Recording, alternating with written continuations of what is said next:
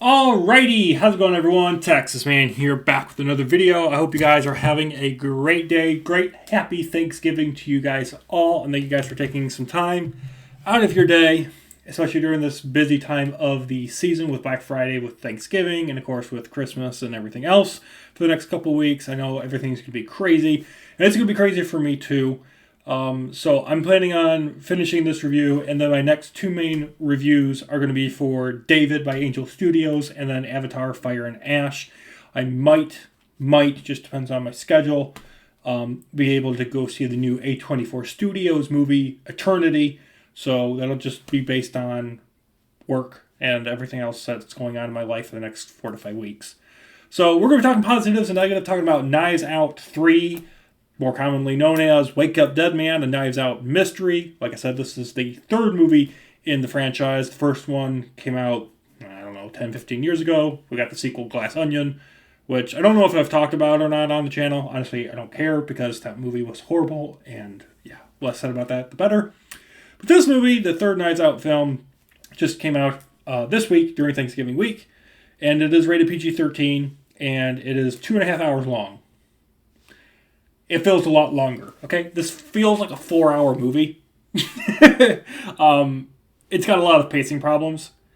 And I think the biggest problem with this movie for its runtime is that, like, the first hour of the film is set up. It takes it a whole hour to be like, this is what this character does and why they're doing it. And this character does this, and they hate this person because of that, and this person connects to that character, and it's just like, it's a gobbledygook mess for the first hour of this movie because it's doing all the world setup, which is weird because we've had 2 movies of this stuff already, but it's having to do a big setup for all these new characters, this new area that the film's taking place in, even though there's not that much of like locations for the film to have to deal with.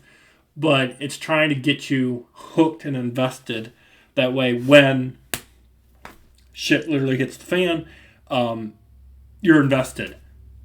I really wasn't invested. I wasn't invested in the world. I wasn't invested in the characters. The only thing I really cared about was being like, okay, somebody's framing the father for murdering the father of this church in the middle of nowhere. Everybody thinks that this father that has moved there committed the murder because he hates the father that was in charge of the church. And so Daniel Craig's character of whatever his name is, Detective whatever, shows up working with the local police to try to prove that the father didn't commit the murder, and so we have a Knives Out mystery. And so the only thing about this movie was like, okay, the father didn't commit the murders, so who did and why? That's the only thing that keeps you interested. The characters, the world, everything else about this film, it's just like, I don't care. I don't care. If you're also wondering, no, you do not need to watch the first Knives Out or Knives Out: A Glass Onion to understand the characters or the events in this film. So if you just go into this wanting to watch a murder mystery movie, you can completely do that, which is great. That is probably one thing about this movie that I did like, is like, if you go into this and if you haven't seen the first 2, or you watched them and you kind of forgot about what happens in those movies, you can go into this third film and just watch it and enjoy it. It's not where, hey, you kind of need to have watched Murder on the Orient Express and Death on the Nile in order to understand, what's the third one in that series? Something House. The Halloween House thing. Those are chronological with characters reoccurring. The only recurring character in this murder mystery franchise is Daniel Craig. Daniel Craig is probably the most energetic cast member in this entire production. Everybody else just feels like they're there for a paycheck. I don't know if that's the script problem, Rian Johnson, who wrote and directed this movie, or the fact that this is a Netflix film and that it's in theaters for like a week only. So I don't know why, but like, Daniel Craig is still good as an actor. Everybody else just feels like, hey, I'm reading lines from a script. So it just feels weird in that way. My cat is going berserky for some reason. Anyway, moving on. The next thing, this is a PG-13 movie. It feels more like R just because of the unnecessary adult language.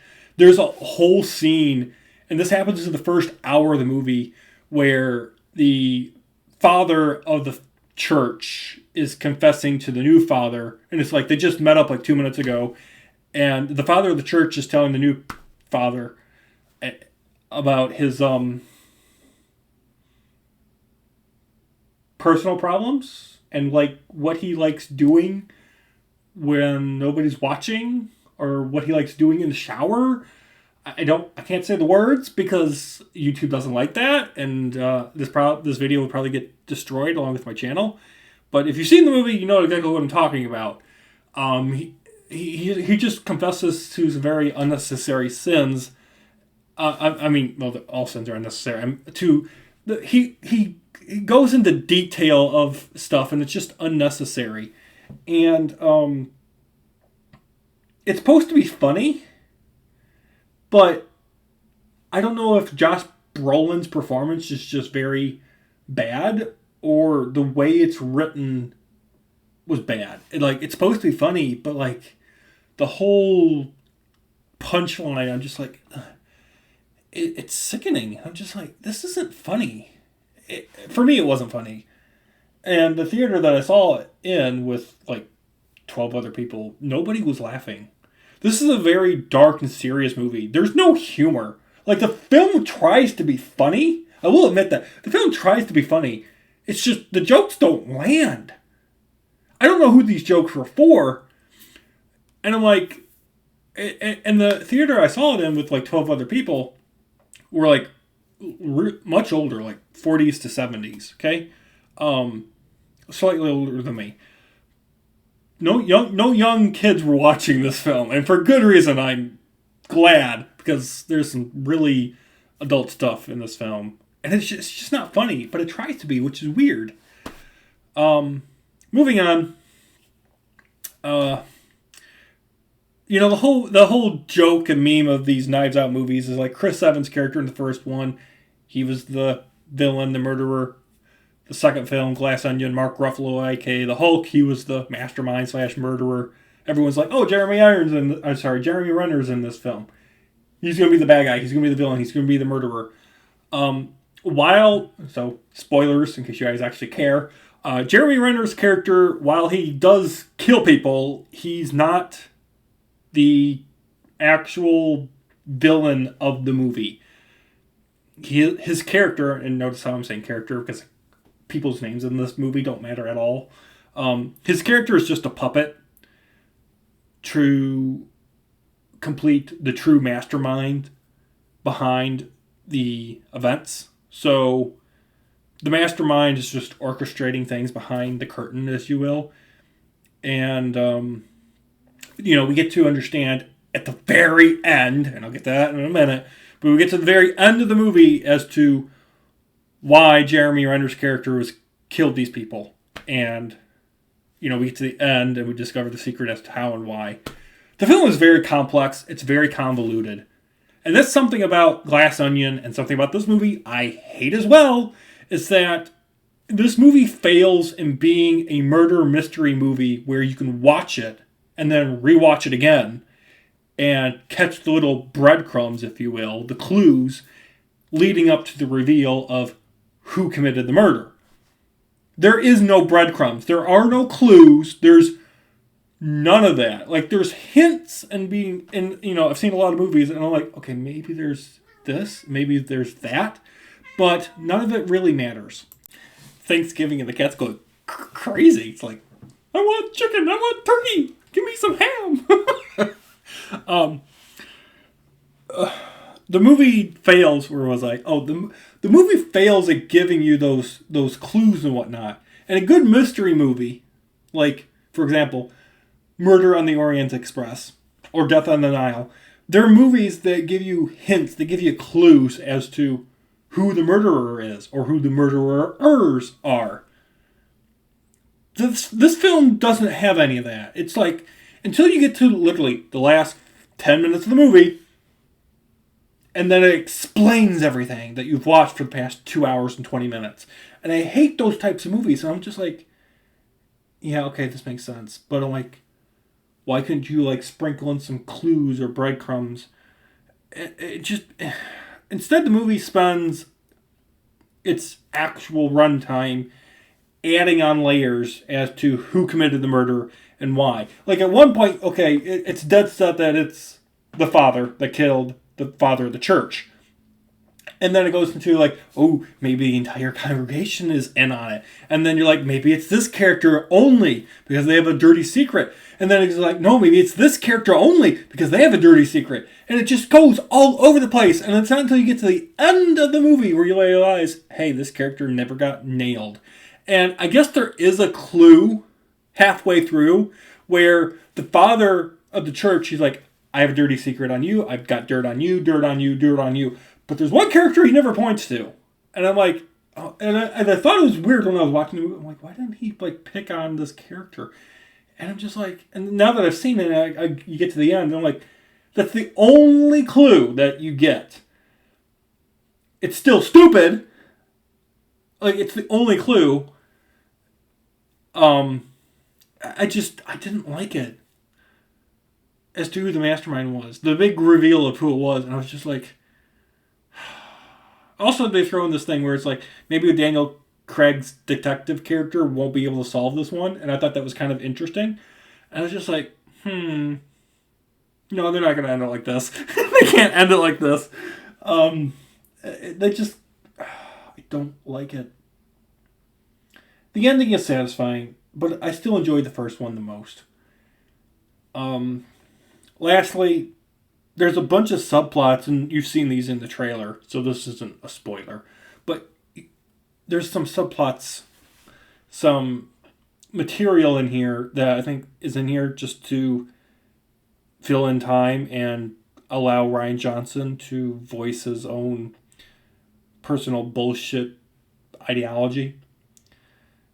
Because, he can't do Star Wars anymore, so he's got to figure out some way to throw in his 2 cents into the ring of his ideology, even though nobody with more than 2 brain cells agrees with him.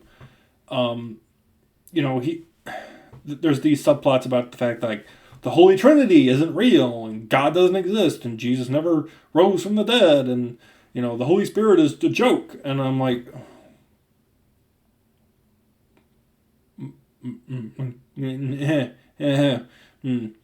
Then also, there's this whole scene, and it comes out of left field, and it feels completely unnatural and unnecessary to Jeremy Renner's character and the plot.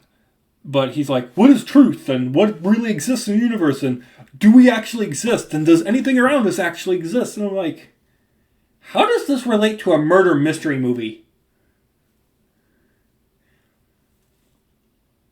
Oh, it doesn't? Thanks.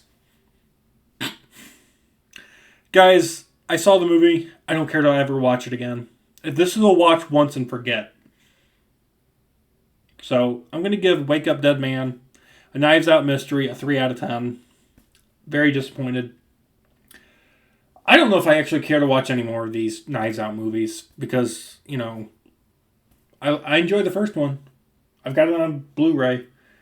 Second one was a disappointment. This one was a third. This was a disappointment. Why can't we just get fun murder mystery movies that are just entertaining instead of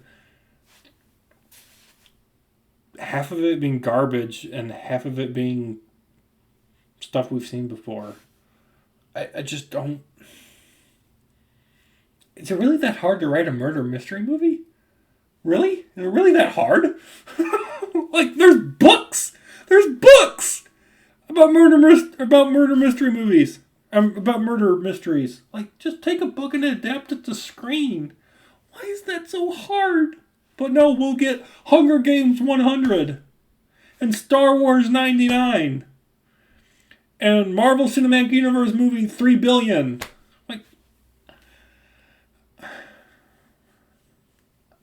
why is this so hard? Anyway, 3 out of 10 for this film. I'm going to go enjoy the rest of my Thanksgiving. Also, if you guys are interested, by the time this video probably has come out, I am streaming on Twitch at Douglas447. So if you guys want to head over there, for free and hang out with me for a couple hours and just chit chat and have a good time, you guys are more than welcome to do that. Again, Twitch, Douglas447, and I will see you guys all later. Peace out.